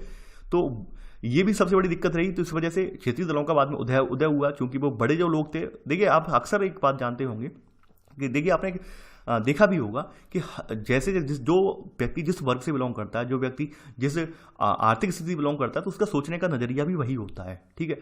अब जैसे अभी एक कंडीशन चल रही है कि आपके देश में लॉकडाउन चल रहा है, यानी कि आपके देश में जो कोरोना वायरस के संक्रमण की वजह से लॉकडाउन चल रहा है 21 दिन का। तो इसमें क्या है भाई, जो अमीर लोग हैं वो तो बड़े खुश हैं, क्योंकि भाई उन्हें कोई दिक्कत ही नहीं है, उनके पास तो पैसा रिजर्व रखा है। और वहीं कुछ ऐसे लोग भी हैं जो भाई डेली बेसिस पे कमाते हैं, खाते हैं, उनके लिए वाकई में ये दिन बहुत ही ज़्यादा कष्ट से गुजर रहे हैं, ठीक है। तो दोनों की सोच में अलग अंतर हो सकता है। यानी एक व्यक्ति ये कह रहा है नहीं मैं तो एंजॉय करूंगा 21 दिन घर में बैठ के, और एक व्यक्ति ये कह रहा है भाई 21 दिन अगर मैं घर में बैठ गया तो वाकई में मैं तो भूखा मर जाऊंगा। तो अपनी अपनी सोच में अंतर है, ठीक है। सोच में अंतर क्यों है कि दोनों की आर्थिक स्थिति अलग है, तो इसी वजह से सोच में भी अंतर है। तो कहीं ना कहीं राजनीति में भी जब पूंजीवादी लोग शामिल थे, प्रभुत्ववादी लोग शामिल थे, तो वो जो नीतियां बनाते थे तो उन्हें ये लगता था कि भाई ये नीतियां हमारे अकॉर्डिंग तो सही हैं। अब भाई अगर धरातल पर देखी जाए वो नीतियां, धरातल पर वो नीतियां जो लोग गरीब तबके के लोग थे, तो उनके लिए वो सही बैठती नहीं थी, फिट नहीं होती थी। तो ऐसे करके इन सब जो असमानताओं के बीच क्षेत्रीय दलों का उद्भव हुआ है, ठीक है। तो यही सब बताया गया है। इसके अलावा जो सत्ता से हटाए हुए तमाम महाराज थे, शक्तिहीन जमींदार थे, स्वार्थपरक लोग थे, इन्हें एक मौका मिला क्षेत्रीय दलों के माध्यम से। क्योंकि आपने देखा होगा तमाम राजे रजवाड़े, हमारे छोटे छोटे राजे रजवाड़े थे राजस्थान में, अभी भी देखते होंगे, अभी भी मैंने देखा है राजस्थान में बहुत से भागों में कि अभी भी लोगों के अंदर 1947 के बाद हमें आज़ादी मिलने के बाद अभी भी लोगों के अंदर वही चीज़ें, वो हमारे महाराज जी हैं, हमारे ये हैं, वो है। ये देखिए पर्सनली नहीं लेना है किसी को, ये मैंने हकीकत देखी है। यानी कि अभी भी मैंने राजस्थान में काफ़ी जगह विजिट किया, तो मतलब लोगों के मन में वही धारणा चली आ रही है कि ये हमारे महाराज हैं और हम आज भी इनका ऑर्डर मानेंगे, जबकि वर्तमान में ऐसा कुछ भी नहीं है। वर्तमान में आप एक स्वतंत्र लोकतंत्र में एक नागरिक हैं आप, ठीक है। यानी आप भारत के संविधान के अकॉर्डिंग जो आपको कानून बने थे उसके अकॉर्डिंग आपको सजा मिलेगी, ये भी मिलेगा, वो मिलेगा, लेकिन आप फिर भी अभी भी आप जो मानसिक रूप से अभी भी जो है स्वतंत्र नहीं हो पाए हैं, ठीक है। तो ऐसे में तमाम जो राजा महाराजा जो सत्ता से हटाए हुए थे, इन्होंने इस बात का फायदा उठाया और अपनी यही शक्ति का प्रयोग करते हुए, अपने यही प्रभुत्व का प्रयोग करते हुए ये क्षेत्रीय दलों को आगे ले जाने में इनकी एक अलग भूमिका रही। यानी ये क्षेत्रीय दलों में क्षेत्रीय राजनीति में कूद गए और क्षेत्रीय राजनीति में कूदने के परिणाम ये हुआ कि ये लोग क्षेत्रीय स्तर पर चुनकर भी आ गए, ठीक है। तो कहीं ना कहीं पहले जो राजतंत्र में ये लोगों के ऊपर राजा के बनकर बैठे थे, अब वो नेता बनकर लोगों के ऊपर आ गए, ठीक है। तो ऐसे करके इन लोगों का भी उद्भव हुआ यहाँ पर, इन लोगों को भी यहाँ पर आगे आ गई है, ठीक है। इसके अलावा भाषाई आधार पर जो राज्यों का पुनर्गठन हुआ, तो इसने भी क्षेत्रीय दलों की भूमिका को बढ़ाने में भूमिका दी, ठीक है। करिश्माई नेतृत्व तो आप देख चुके हैं, ठीक है। कांग्रेस पार्टी का केंद्रीकरण की प्रवृत्ति, ये आपने नोट किया, ठीक है, देख भी लिया कि कांग्रेस पार्टी के केंद्रीकरण की प्रवृत्ति ने सबसे बड़ी कंडीशन यही थी कि अक्सर केंद्र में भी थी, सेंट्रल गवर्नमेंट में भी जो कांग्रेस बैठी थी और राज्यस्तरीय जो है राज्यों में भी कांग्रेस बैठी थी। तो ऐसे में कांग्रेस की जो नीतियां थी वो केंद्र वाली नीतियां राज्यों में लागू होती थी। तो राज्य स्तरीय जो लोग थे वो उससे बहुत खफा थे, वो कहते थे भाई हमारी जो डिमांड है वो तो आप पूरी कर ही नहीं रहे हैं, वहां से केंद्र में बैठ के दिल्ली से बैठ के आप नीतियां बना रहे हैं, तो ये कहाँ की बात हुई। तो ऐसे करके जो है क्षेत्रीय दलों का जो है प्रादुर्भाव हुआ, क्षेत्रीय दलों का उद्भव हुआ है, ठीक है। आगे बढ़ते हैं। यहाँ पर क्षेत्रीय दलों की भूमिका क्या है, ठीक है। क्षेत्रीय दलों की भूमिका यही है कि भाई सबसे बड़ी बात यह है कि इन्होंने बेहतर अभिशासन के साथ ही स्थिर सरकारें दी हैं, क्योंकि क्षेत्र स्तर से जुड़ी हुई सरकारें हैं, तो इन्होंने एक अच्छा शासन चलाया वहाँ पर, ठीक है। देखिए आप सभी जानते हैं कि हमारा देश इतना विविधताओं भरा देश है, बहुत बड़ा विशाल देश है। तो ऐसे में केंद्रीय स्तर की सरकारें जो होती हैं वो काफ़ी लंबे समय तक नहीं टिक पाती हैं। कभी कभी क्या होता है, अपने कार्यकाल से पहले ही जो है उन्हें जो है अपने गद्दी से हटना पड़ता है। तो ऐसे में स्थायी शासन की बात उनसे करना, एक कहते हैं स्थायी शासन जो है की अवधारणा वो पूरी नहीं कर पा रहे हैं कहीं ना कहीं। भाई क्षेत्रीय दल क्या होते हैं, छोटे छोटे दल होते हैं और जाति विशेष, धर्म विशेष के लोगों का समर्थन के आधार पर ये बनाए जाते हैं, जो पूर्ण रूप से समर्थित होकर ये आते हैं। तो ये अपना शासन वगैरह स्थिर रहकर ये चला लेते हैं और सरकार भी स्थिर रहकर चला लेते हैं, ठीक है। ये यहाँ पर बात कही गई है। दूसरी बात ये कही गई है कि उनके चलते देश में जो एक दलीय वर्चस्व की चुनौती मिली और ये कांग्रेस पार्टी के प्रभाव का भी कारण बनी, कांग्रेस पार्टी के हार का भी कारण बनी। यानी कि जो कांग्रेस पार्टी 1968 तक यानी कि एक दल ही रही थी, यानी एक दल का मतलब यह है कि सत्ता में भी थी, केंद्र में भी थी और राज्यों में भी थी। तो ऐसे करके क्षेत्रीय दलों का जब उद्भव हुआ तो कांग्रेस पार्टी भी जो साइड में होने लगी, उसकी भी हार होने लगी, ठीक है। उसे भी पता चला कि भाई क्षेत्रीय स्तर पर लोग जागरूक हो रहे हैं और अब लोगों में जो है जागरूकता आई है, ठीक है। तो अब वो कांग्रेस पार्टी को दरकिनार कर रहे हैं। तो ये चीज़ें निकल के आई हैं, ठीक है। आगे बढ़ते हैं यहाँ पर। अब देखिए यहाँ पर ये बताया गया केंद्र राज्य संबंधों में तनाव के जो मुद्दे थे, ठीक है, और यानी कि पहले क्या था कि आपने देखा होगा कि जो राज्य वगैरह थे, राज्यों को स्वायत्तता इतनी ज़्यादा नहीं दी गई थी। अब जब क्षेत्रीय दलों का उद्भव हुआ तो क्षेत्रीय दलों ने खुलकर डिमांड रखी। उन्होंने कहा नहीं, हमें तो ये चीज़ें चाहिए तो चाहिए, हमें अपने राज्य की जनता के हित करना है तो करना है, ठीक है। तो फिर ऐसे में केंद्र की जो सरकारें थी उन्हें झुकना पड़ा। अब पहले क्या था, पहले कांग्रेस के टाइम पे क्या था, जब जब यानी कि कांग्रेस से ही मतलब नहीं है, जब किसी एक बड़ी पार्टी की सरकार केंद्र और राज्य दोनों में होती है तो वहां पर जो राज्य स्तरीय वाली जो उनके कार्यकर्ता होते हैं वो डिमांड नहीं कर पाते हैं। जैसे बीजेपी वाली पार्टी के देख लो, तो बीजेपी वाली पार्टी के जो राज्य स्तरीय जो नेता हैं वो डिमांड नहीं कर पाते हैं सेंट्रल गवर्नमेंट वाली गवर्नमेंट से, अपने आकाओं से वो नहीं कह पाते हैं कि भाई हमें ये चाहिए, ठीक है। तो ऐसे में कहीं ना कहीं जो उनकी डिमांड होती है, मांगे होती हैं, वो धरी रह जाती हैं। तो वहीं जब क्षेत्रीय दलों का उद्भव हुआ तो इन्होंने स्वतंत्र रूप से वो मांगे उठाई कि भाई हमें स्वायत्तता चाहिए तो चाहिए, ठीक है। तो ऐसे करके स्वायत्तता की मांग ने केंद्रीय नेतृत्व की जो क्षेत्रीय कारकों के प्रति बहुत ज़्यादा जिम्मेदार भी बनाया, ठीक है। आगे बढ़ते हैं। अब देखिए इन्होंने क्या क्या भूमिका निभाई, यहाँ पे और एक दो पॉइंट डिस्कस करते हैं। इन्होंने लोगों की राजनीतिक चेतना, उनकी राजनीति में रुचि बढ़ा दी, क्योंकि क्षेत्रीय स्तर पर लोगों का जो है राजनीति का उद्भव हुआ है तो लोगों की चेतना भी बढ़ी और राजनीति में उनकी चेष्टा भी आई, ठीक है। उन्हें भी लगने लगा कि भाई राजनीतिक स्तर पर अगर हमारा व्यवहार अच्छा होगा तो हम भी क्षेत्रीय स्तर पर चुनकर आ सकते हैं, ठीक है। आगे बढ़ते हैं। देखिए इनके चलते क्या हुआ, केंद्र सरकार की जो तानाशाही वाला रवैया था, ठीक है, उस पर रोक लगी। यानी क्षेत्रीय दल उभर के आए तो उन्होंने केंद्र सरकार का तानाशाही वाला रवैया था कि भाई जो हमने संघ वाला जो रवैया अपनाते थे वो स्ट्रिक्ट संघ वाला एक, यानी कि हमारे कनाडा वाला मॉडल अपनाया था। कनाडा वाला ना मानकर वो, ठीक है, अमेरिका वाला मानते थे, यानी सॉरी अमेरिका बोल रहा हूँ, यानी अमेरिका नहीं, कनाडा वाला जो मॉडल था, यानी कनाडा वाला मॉडल ही मानते थे वो लोग, ठीक है। यानी स्ट्रिक्ट जो है केंद्र सरकार स्ट्रिक्ट थी तो वो रवैया अपनाते थे, तो उसे उन्होंने थोड़ा जो है लचीला बनाया, ठीक है। यानी केंद्र की भूमिका केंद्र को समझाई कि भाई आप अपनी भूमिका सीमित रखिए और हमें हमारी जो भूमिका है वो हमें निर्वहन करने दीजिए, ठीक है। जबकि अमेरिका वाला मैंने एग्जांपल दे दिया, वो अमेरिका वाला गलत था। अमेरिका में तो राज्यों को स्वतंत्रता अलग दी गई है, ठीक है, वो गलती से मैं बोल गया अभी। आगे बढ़ते हैं। यहाँ पर क्षेत्रीय दलों ने इस प्रक्रिया को चलाने में कुछ राज्यों में शासक दल और केंद्र में विरोधी दल के रूप में अपनी भूमिका निभाई। आप सभी को पता होगा क्षेत्रीय दल जो थे अलग अलग जाति विशेष के आधार पर, अलग धर्म विशेष के आधार पर गठित होकर आए थे, ठीक है, चुनकर आए थे। तो इन्होंने कहीं ना कहीं केंद्र से जब इनकी जो है पटरी नहीं खाई, केंद्र से इनका तालमेल नहीं बैठा, तो कहीं ना कहीं केंद्र के विपक्ष में जाकर ये बैठ गए। तो ऐसे में क्या हुआ, केंद्र की जो भूमिका थी, केंद्र का जो दम्भीपना था वो भी कम हुआ, ठीक है। वही बात यहाँ पर कही गई है। आगे बढ़ते हैं यहाँ पर। अब यहाँ पर देखिए कुछ और बातें कही गई हैं, ठीक है। गठबंधन की राजनीति का दौर शुरू होने से क्या हुआ कि क्षेत्रीय दल जो थे वो राष्ट्रीय स्तर पर भी उन्होंने भूमिका निभाई। आप ये बात जानते होंगे, जब गठबंधन की राजनीति स्तर जो शुरू हुआ तो गठबंधन की राजनीति से ये हुआ क्षेत्रीय स्तर के जो दल थे इन्होंने बड़े स्तर पर सरकारें बनाना भी प्रारंभ कर दी। और ये एग्जाम्पल आप भारतीय इतिहास में देख चुके हैं, काफ़ी सारी सरकारों ने मिलजुल कर एक केंद्रीय सरकार की स्थापना की है, ठीक है। तो ये सब चीज़ें हुई हैं, ये चीज़ें नोट कर लेना, जो अंडरलाइन मैंने किए थे पॉइंट उनमें। अब देखिए इनकी क्षेत्रीय दलों की अकार्यता बताई गई है, यानी कहाँ कहाँ पर ये फेल हुए हैं, कहाँ कहाँ पर इनका जो एजेंडा है वो फ्लॉप हुआ है, ठीक है, कहाँ कहाँ पर इनका जो नीतियाँ हैं वो फ्लॉप हुई हैं, वो बताया गया है। सबसे बड़ी बात है क्षेत्रीय दल जो होते हैं वो अपने क्षेत्र विशेष तक ही सोच सकते हैं, उनकी सोच जो है संकीर्ण होती है, ठीक है। वो राष्ट्रीय मुद्दों के प्रति उनका जो रवैया होता है वो संकीर्ण होता है, ठीक है, संकीर्ण दृष्टिकोण होता है और उसके प्रति वो लापरवाह होते हैं। तो जैसे एग्जाम्पल मैं देता हूँ, एग्जाम्पल ये है, अभी वर्तमान में आप जानते होंगे भारत जो है जिस हिसाब से भारत की पॉपुलेशन आगे बढ़ रही है, यानी आप देख रहे होंगे कि हमारा देश विश्व में दूसरे नंबर पर पॉपुलेटेड है, यानी दूसरे नंबर की है, यानी कि हमारा जनसंख्या के मामले में लगभग हमारे भारत में 135 करोड़ अभी पहुंच गए हैं, 135 करोड़ की जनसंख्या वाला देश बन गया है। अब ऐसे में सेंट्रल गवर्नमेंट ये प्रपोज करती है कि भाई देश के हित में 2 चाइल्ड पॉलिसी लानी चाहिए, यानी 2 बच्चा वाली नीति लानी चाहिए, स्ट्रिक्ट नीति, जैसे चाइना ने फॉलो की अपने यहाँ की जनसंख्या को कंट्रोल करने के लिए, बर्थ को कंट्रोल करने के लिए बहुत हद तक उसने कंट्रोल भी कर लिया। तो ऐसे में क्षेत्रीय दल जो है बाधा बन रहे हैं। क्षेत्रीय दल वो सोच ही नहीं पाते हैं, वो तो केवल अपने क्षेत्रीय हितों से ऊपर उठ के सोच ही नहीं पाते। उन्हें तो ये लगता है अरे अगर ऐसा करते हैं तो हमारी जो जाति विशेष है या हमारा जो हम जो जिस समुदाय विशेष का जो फेवर कर रहे हैं उन पर बहुत ज़्यादा हानि होगी, उनको बहुत ज़्यादा दंश झेलना पड़ेगा, ऐसा आपने देखा होगा। तो ये चीज़ें क्या होती हैं, ये कहीं ना कहीं राष्ट्रीय विकास के में एक बाधा उत्पन्न करती हैं और क्षेत्रीय दल इस चीज़ को हमेशा एक्सेप्ट नहीं कर पाते हैं। क्षेत्रीय दल इस चीज़ को एक्सेप्ट नहीं कर पाते हैं। जैसे आपने देखा होगा CAA NRC वाला मुद्दा था, क्षेत्रीय दलों ने उस चीज़ को इतना तूल दे दिया कि भाई वो मुद्दा जो था वाकई में इनके लिए था ही नहीं, लेकिन उन्होंने इतना तूल दे दिया कि उसे लोगों के मन में गलत धारणा भर दी, ठीक है। ऐसे तमाम मुद्दे हैं जिसमें क्षेत्रीय दलों ने अपनी नकारात्मक भूमिका निभाई है। इनका लापरवाह रवैया जो रहा है वो कहीं ना कहीं राष्ट्रीय हितों को पूरा होने ही नहीं देता है, ठीक है।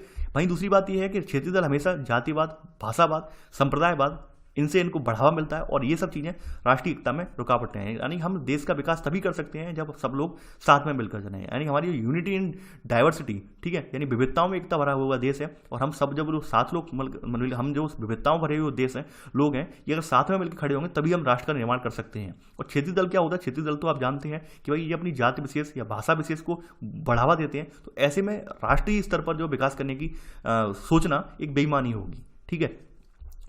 इसके अलावा इन्हें तमाम जल विवाद वगैरह हुए वो भी सॉल्व आउट नहीं हो पाए। दूसरी बात यह है कि भाई क्षेत्रीय स्तर पर ये इनके होने से भ्रष्टाचार को बढ़ावा मिला। आप ये बात अच्छे से जानते हैं कि भाई आपने यूपी में अक्सर देखा होगा, यूपी में देखिए मैं किसी पार्टी का नाम ही लूंगा ना किसी जाति का नाम लूंगा, कि भाई यूपी में आपने देखा होगा कि भाई भतीजावाद खूब चला, कि भाई फलानी पार्टी के नेता हैं, उनका भतीजा यानी चचा हमारे विधायक हैं तो हमने उसे एसडीएम बना दिया, ये बना दिया, वो बना दिया। तो ये चीज़ें आपको देखने को मिली, ठीक है, यानी भाई भतीजावाद खूब पनपा, ठीक है, यानी ये तमाम सरकारों में भाई भतीजावादों को आपको देखने को मिला। और ये सब चीज़ें जो थी कहीं ना कहीं स्वार्थपरकता का एक कारण थी, ठीक है, जिन्हें आपने वर्तमान में देखा है। तो ये सब चीज़ें थी जिनके चलते हमारा जो क्षेत्रीय दल है ये कहीं ना कहीं अपनी भूमिका, इनकी जो अकार्यता है ये प्रदर्शित हो रही है, जो आप देख पा रहे हैं, ठीक है। ऐसा नहीं है क्षेत्रीय दल जो है वो अपनी अच्छी भूमिका इन्होंने निभाई हो, इनमें भी खामियां हैं और वो खामियां आपने देख ली यहाँ पर, ठीक है। तो ये थे आज आपके दोनों लेक्चर। आई होप आपको ये दोनों लेक्चर पसंद आए होंगे, आपके माइंड में बहुत सारी चीज़ें क्लियर भी हुई होंगी। देखिए फिर से मैं जाते जाते रिपीट फिर से कर रहा हूँ, आप पर्सनल इंटेंशन के साथ कोई कमेंट ना करें और ना ही मुझे इस रवैये से देखें, इस नज़रिए से देखें कि मयंक सर तो फलानी पार्टी का समर्थन कर रहे थे।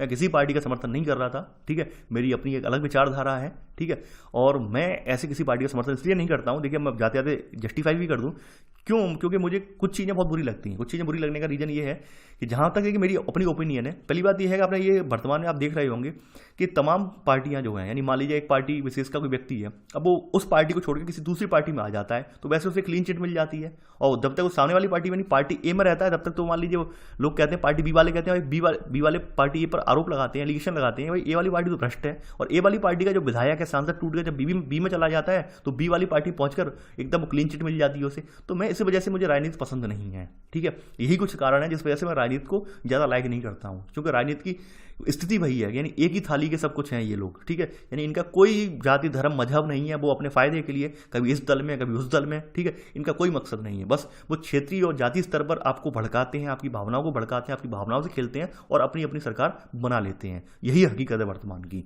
और इस सबको आपको सोचना पड़ेगा, समझना पड़ेगा, ठीक है। और आप इसके प्रति अगर जब तक जागरूक नहीं होंगे तब तक यकीन मानिए आप जो अपने विकास की बात, आप अपने जो आप देख रहे होंगे, जो रोजगार की बात आप सोच रहे होंगे, वो सब बातें कहीं ना कहीं धरी की धरी रह जाएंगी। यानी आप अगर इन सब चीज़ों को जब तक नोटिस नहीं करेंगे, इन सब चीज़ों से जब तक आप भी ऊपर नहीं उठेंगे तब तक आपके जो मुद्दे हैं वो भी सॉल्व आउट नहीं होंगे, ठीक है।